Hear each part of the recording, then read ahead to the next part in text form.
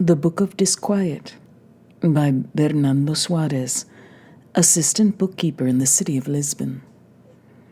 Lisbon has a certain number of eating establishments in which, on top of a respectable-looking tavern, there's a regular dining room with the solid and homey air of a restaurant in a small trainless town. In these first-floor dining rooms, fairly empty except on Sundays, one often comes across odd sorts, unremarkable faces, a series of asides in life. There was a time in my life when a limited budget and the desire for quiet made me a regular patron of one of those first-floor restaurants, and it happened that whenever I ate dinner there around 7 o'clock, I nearly always saw a certain man who didn't interest me at first, but then began to. Fairly tall and thin, he must have been about 30 years old. He hunched over terribly when sitting down, but less so standing up, and he dressed with a carelessness that wasn't entirely careless. In his pale, uninteresting face, there was a look of suffering that didn't add any interest, and it was difficult to say just what kind of suffering this look suggested. It seemed to have suggested various kinds.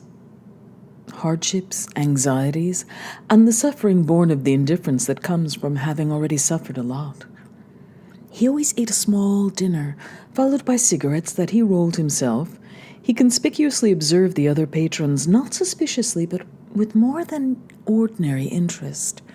He didn't observe them with a spirit of scrutiny, but seemed interested in them without caring to analyze their outward behavior or to register their physical appearance. It was this peculiar trait that first got me interested in him. I began to look at him more closely. I noticed that a certain air of intelligence animated his features in a certain uncertain way.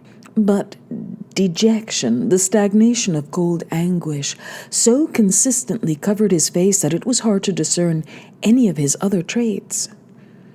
I happened to learn from a waiter in the restaurant that the man worked in an office nearby.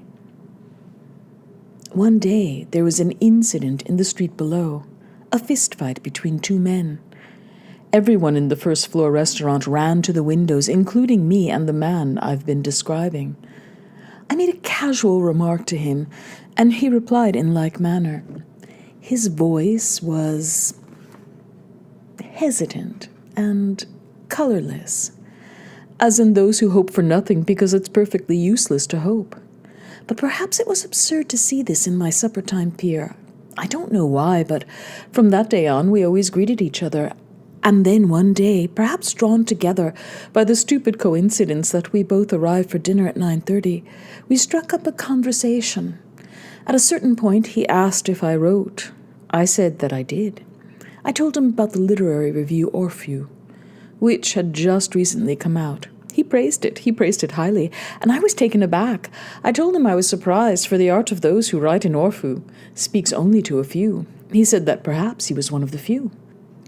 Furthermore, he added, this art wasn't exactly a novelty for him, and he shyly observed that having nowhere to go and nothing to do, nor friends to visit, nor any interest in reading books, he usually spent his nights at home, in his rented room, likewise writing. He had furnished his 2 rooms with a semblance of luxury, no doubt, at the expense of certain basic items. He had taken particular pains with the armchairs, which were soft and well padded, and with the drapes and rugs. He explained that with this kind of an interior, he could maintain the dignity of tedium. In rooms decorated in the modern style, tedium becomes a discomfort, a physical distress. Nothing had ever obliged him to do anything. He had spent his childhood alone. He never joined any group. He never pursued a course of study. He never belonged to a crowd. The circumstances of his life were marked by that strange but rather common phenomenon, perhaps in fact it's true for all lives, of being tailored to the image and likeness of his instincts, which tended towards inertia and withdrawal. He never had to face the demands of society or of the state. He even evaded the demands of his own instincts. Nothing ever prompted him to have friends or lovers. I was the only one who was in some way his intimate. But even if I always felt that I was relating to an assumed personality, and that he really didn't consider me his friend, I realized from the beginning that he needed someone to whom he could leave the book that he left. This troubled me at first, but I'm glad to say that I was able to see the matter from a psychologist's point of view, and I remained just as much his friend, devoted to the end for which he'd drawn me to himself, the publication of this book. Even in this respect, circumstances were strangely favorable to him, for they brought him somebody of my character, who could be of use to him. A factless autobiography. In these random impressions, and with no desire to be other than random, I indifferently narrate my factless autobiography, my lifeless history. These are my confessions, and if in them I say nothing, it's because I have nothing to say. Text 12. 1. I was born in a time when the majority of young people had lost faith in God, for the same reason their elders had had it, without knowing why. And since the human spirit naturally tends to make judgments based on feeling instead of reason, most of these young people chose humanity to replace God.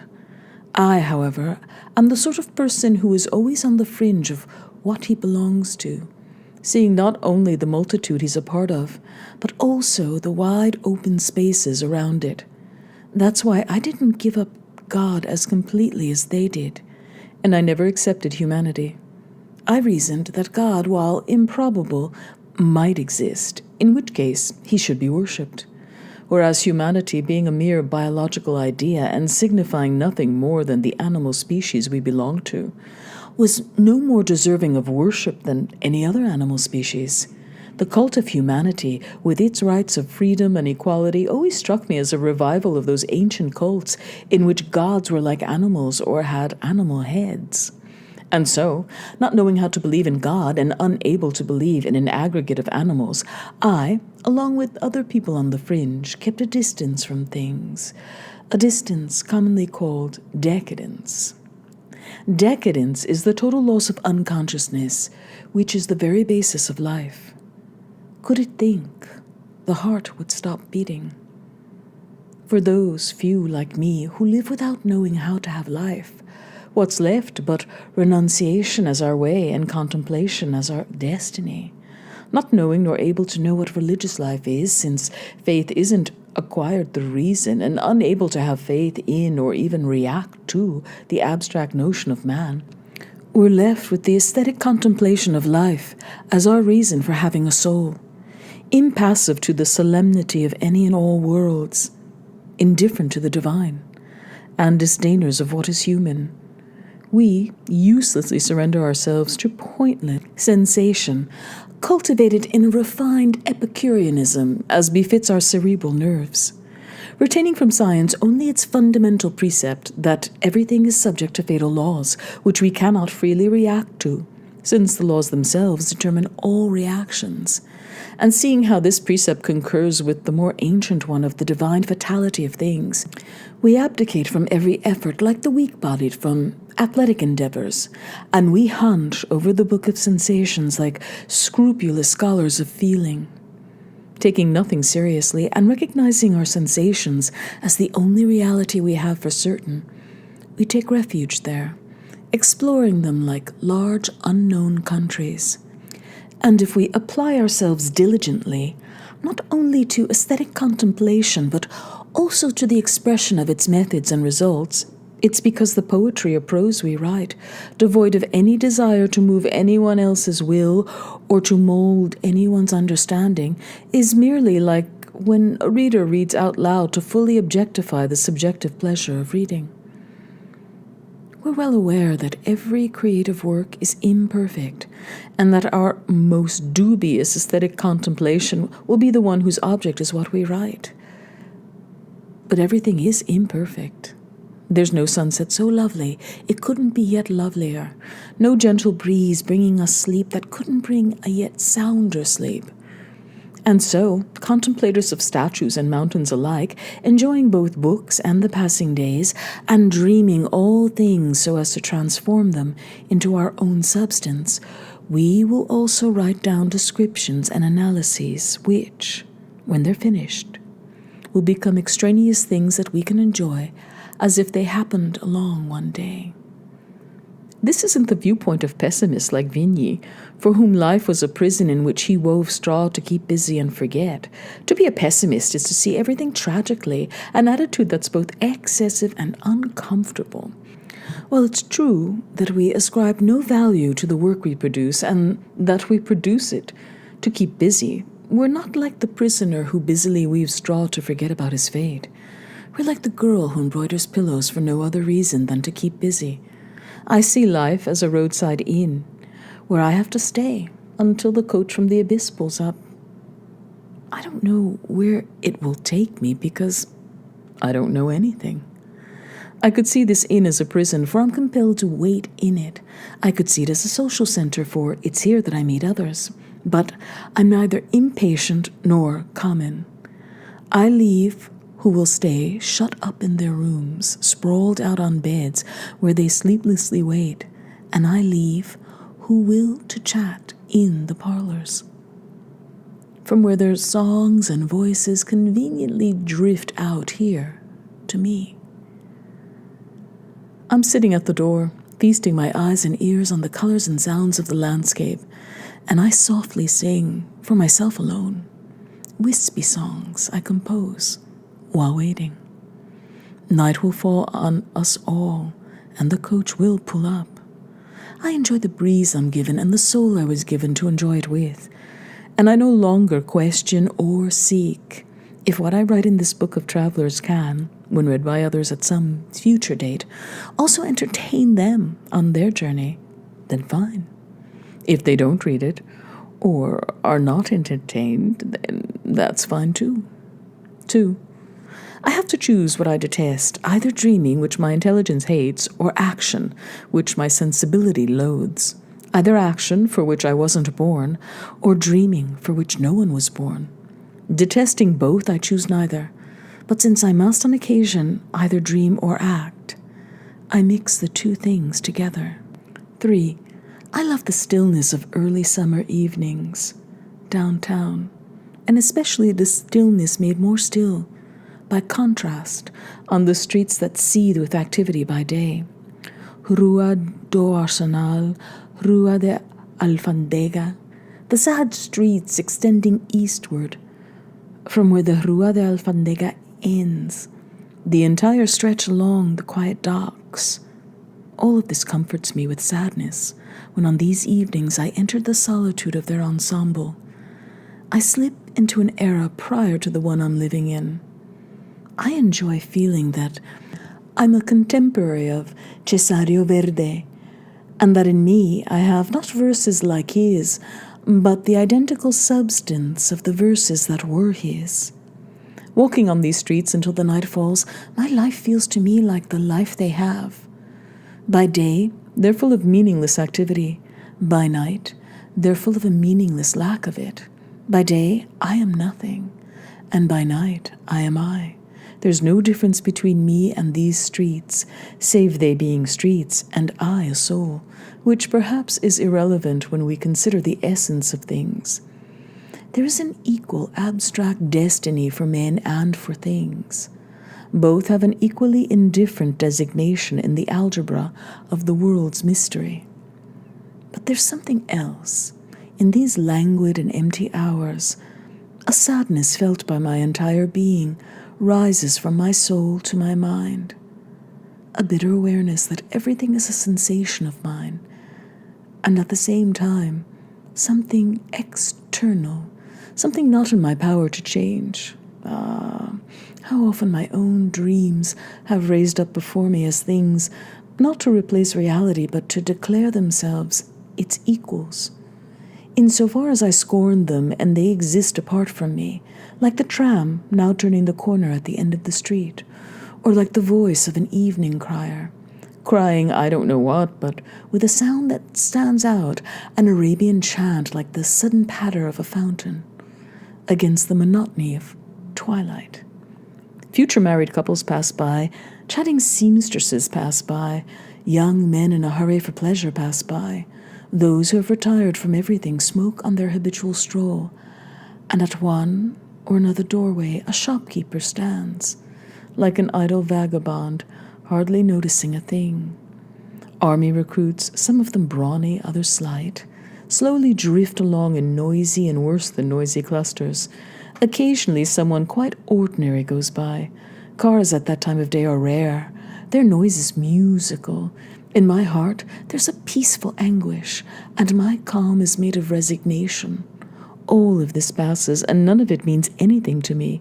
It's all foreign to my fate, even to fate as a whole. It's just unconsciousness. Curses of protest when chance hurls stones, echoes of unknown voices, a collective mishmash of life. 4. And, from the majestic heights of my dreams, I return to being an assistant bookkeeper in the city of Lisbon. But the contrast doesn't overwhelm me.